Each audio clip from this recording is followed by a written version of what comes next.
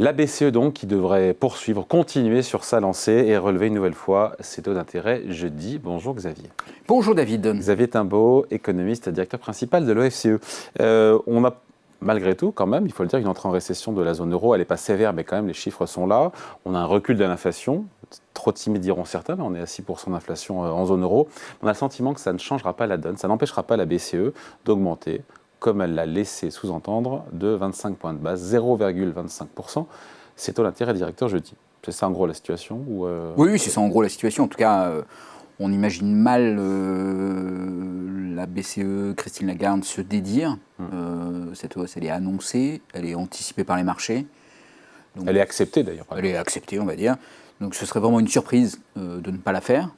Ce serait une autre surprise d'en faire une plus importante, avec probablement un signal qui serait mal compris. Donc oui, il n'y a pas un énorme enjeu aujourd'hui autour de ça. Ce qui va vraiment être important, c'est de savoir qu'est-ce que dit Christine Lagarde pendant la conférence de presse, et donc quels sont les messages qu'elle envoie sur la suite des opérations. La suite des opérations, c'est-à-dire qu'est-ce qui va se passer après cette hausse de taux. Est-ce que c'est une pause ? Est-ce que c'est une autre hausse de taux de 25 points de base qui pourrait être... Elle pourrait faire allusion à une autre hausse possible de 25 points de base, des taux d'intérêt, encore une fois, sur le mois de juillet, parce que tout le monde se dit, a priori, ce que disent les marchés, qu'elle devrait en mettre une couche ou une louche en juillet. C'est un peu l'anticipation aujourd'hui des marchés, d'avoir une autre hausse de taux après celle qui devrait venir jeudi prochain. Et puis ensuite, d'avoir plutôt une stabilisation. Ça ramènerait en fait le taux de la BCE très proche de celui des États-Unis, de la Réserve fédérale. Voilà. Pas totalement, ils sont à 5, nous on sera à 4. Oui, alors, mais bon, enfin, ça les rapprocherait quand même. Voilà, mais peut-être qu'on aura des signaux un peu plus préoccupés par la situation économique. C'est ça le sujet, parce que sur la question de l'inflation. Parce qu'on se dit, mais attendez, l'inflation est en train de baisser, on est encore à 6%, encore une fois, j'en ai conscience. L'économie européenne, la zone euro est entrée en récession et elle continue à augmenter ses taux d'intérêt. Certains commencent déjà à dire, oulala, mais on fonce tout droit, tout ça fleure bon l'erreur de politique monétaire. Voilà, alors ce qui peut justifier le point de vue de la BCE, c'est de dire, ok, l'inflation est en train de ralentir. Mais on est à 6. Mais on est encore à un niveau élevé. Les prix de l'énergie, les prix des matières premières se sont calmés. On est revenu à une situation à peu près normale. On sait qu'il y a une grande inertie dans la propagation de ces prix au prix dans l'économie, en particulier les prix de consommation. On sait aussi qu'il y a eu des mesures qui visaient à amortir ces hausses de prix, qui sont progressivement supprimées et donc qui font que la baisse des prix est moins rapide puisque la hausse des prix a été amortie. Il y a une forme de deuxième tour qui s'est mis en place avec des hausses de salaire. J'ai vu ça en Allemagne, hausse de 11% des salaires en glissement annuel dans la fonction publique allemande. Quand la BCE elle voit ça, à mon avis, elle doit tiquer.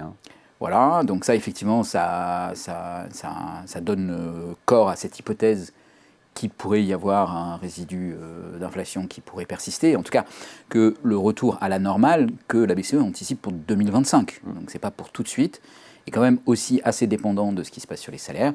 Et que, c'est son problème aujourd'hui à la BCE, ce sont les salaires. C'est son problème, disons... En même temps, c'est une bonne nouvelle que ça augmente aussi. Les salaires ont perdu en pouvoir d'achat. Donc, si on salariés. Les salariés, donc les salaires ont, en termes réels, eu des évolutions qui sont négatives. Donc on pourrait dire, il y a eu une marche sur les prix, il est normal qu'il y ait une marche sur les salaires. On ne peut pas imaginer qu'il y ait une dégradation du pouvoir d'achat suite à cette marche sur les prix.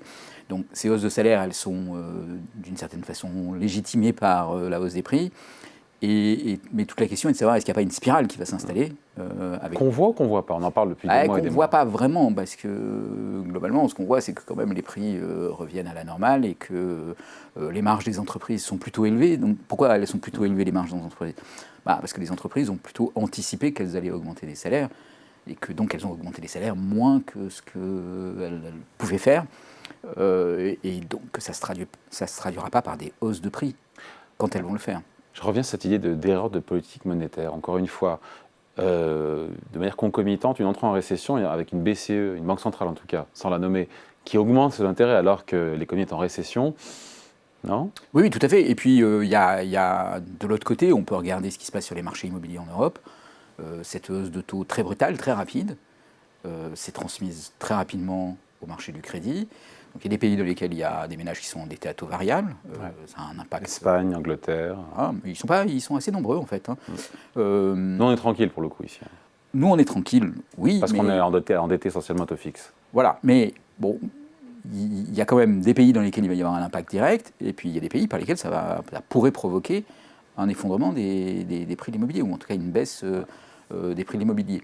Et s'il y a une baisse brutale des prix de l'immobilier, avec des effets de richesse qui sont importants, on peut avoir une espèce de scénario à la 91, 92, 93, où, vous voyez, avec une politique monétaire qui est trop dure, en craignant une inflation qui n'est pas vraiment là, une politique budgétaire qui elle-même devient aussi plus restrictive, parce qu'il faut contrôler les déficits et stabiliser au moins les dettes, voire les réduire. Tout ça, ça peut faire effectivement une combinaison à un moment où, en fait, on sort quand même de deux crises importantes, une crise sanitaire comme on n'a jamais vu, une guerre aux portes de l'Europe qui n'est pas terminée, loin de là. Bon, oui, mettre l'Europe en récession, prendre le risque d'une période longue de faible performance économique. Vous voyez, c'est pas.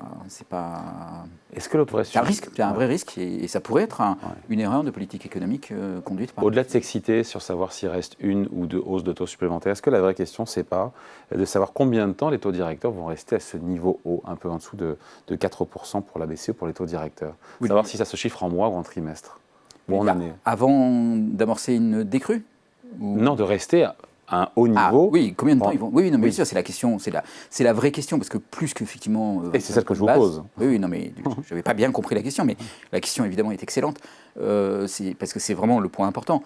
La vraie question, pour savoir si la politique monétaire de la Banque centrale européenne aura été très restrictive, c'est de savoir pendant combien de temps elle va garder ses taux directeurs. Oui, pendant combien de temps elle va garder ses taux directeurs. Merci de répéter ma question. Et donc, ça, pour le moment, on ne sait pas. Et pour le coup.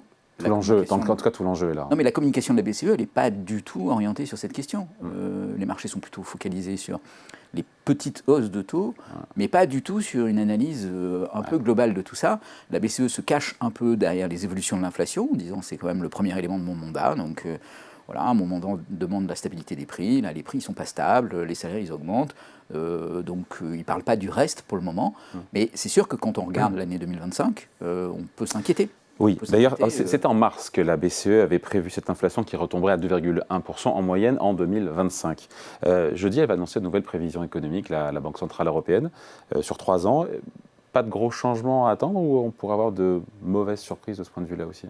Non, je ne pense pas qu'il y aura de gros changements à attendre, parce que le logiciel, en quelque sorte, de prévision de la BCE tend à plutôt minimiser les impacts de la politique budgétaire et à ne pas prendre en compte les impacts qu'il pourrait y avoir à travers le canal du marché immobilier. Donc, bon, l'un dans l'autre, on risque de négliger un peu ces deux événements qui risquent d'être ceux qui vont, in fine, marquer 2025. Alors, on n'en sait pour le moment pas grand-chose, parce que la politique budgétaire, elle est décidée par les gouvernements et pas par la BCE. Et les gouvernements, ils n'ont évidemment pas annoncé grand-chose à l'horizon 2025. Il y a quand même les pactes de stabilité et de croissance qui ont été publiés et qui montrent que tous les gouvernements disent on va être extrêmement sage, on va réduire nos déficits. Mais ils le disent en fait en disant la conjoncture va s'améliorer, ce qui va nous apporter des recettes fiscales et on ne va pas faire plus de dépenses. Donc ça va s'améliorer un peu tout seul. Mais c'est ça va s'améliorer un peu tout seul qui est discutable. Et si ça ne s'améliore pas tout seul, qu'est-ce que vont faire les gouvernements? Est-ce qu'ils vont quand même réduire leur déficit ou pas? Voilà. Et c'est ça qui, en 2024 et surtout en 2025, va beaucoup jouer. Peut-être que ça obligera, ça poussera la Banque Centrale Européenne, s'il y a des nouvelles un peu décevantes du côté de la croissance, à effectivement mettre un terme à cette hausse des taux, par cette fois-ci des baisses de taux. Ouais, on n'en est pas encore là. Donc, et à ceux qui disent que c'est la hausse de taux de trop, on leur dit quoi et on finit là-dessus?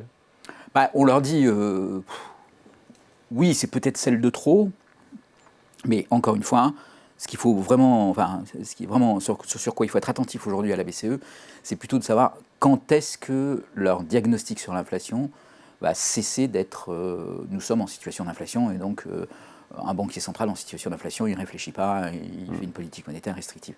Et c'est parce que Il fallait comprendre, ils ont un objectif de 2%, on est à 6% oui, mais en même temps. La question, c'est de savoir est-ce qu'on est en situation d'inflation ou pas, ou est-ce que c'est une inflation qui a été créée par les chocs sur les matières énergétiques, sur les matières premières, et est-ce qu'il y a vraiment de l'inflation en zone euro? Est-ce qu'il y a vraiment une baisse du chômage forte? Est-ce qu'il y a vraiment un marché du travail tendu? Voilà, globalement, la situation en zone euro est quand même assez étrange. Ils augmentent de combien les salaires en moyenne? J'ai pas le chiffre, je pose la question. Dans le bulletin de la Banque Centrale Européenne, c'est une question un peu compliquée, les salaires en Europe, mais ils augmentent de plus de 5% en voilà. 2022. C'est QFD. Donc, Oui, mais il y a quand même une perte de pouvoir d'achat pour les salariés. Ce qui veut dire que... La question, si c'est une fois 5%, si 5% tous les ans d'augmentation des salaires. Oui, c'est ça. C'est ça le sujet. C'est ça le sujet. Et effectivement, tant qu'on reste un peu coincé sur cette question, la Banque Centrale reste un peu crispée. Et on ne parle pas de ce qui s'accumule et qui s'amoncelle et qui va nous faire 2024 et 2025 un peu compliqué. Sachant qu'on n'a peut-être pas eu du tout d'inflation en fait. Peut-être que ce n'était pas de l'inflation, peut-être que c'était simplement une hausse des prix des marchés des matières énergétiques, des matières premières, et que l'économie a réagi sans inflation. C'est-à-dire les salaires ont rattrapé les prix, mais avec beaucoup de retard. Et après, tout ça revient sagement dans son lit. Ça revient sagement dans son lit, ce qui est quand même assez... On signerait tout de suite pour ce scénario-là, évidemment. Oui, mais enfin, pour le moment, on ne peut pas être sûr qu'on n'est pas dans ce scénario-là, loin de là. Donc, oui, peut-être que toute cette séquence n'aura pas été très bien pilotée par la Banque Centrale Européenne. Bon, on aura l'occasion d'en reparler. Explication, point de vue signé Xavier Timbaud, économiste et directeur principal de l'OFCE. Merci, Xavier. Merci, David. Salut.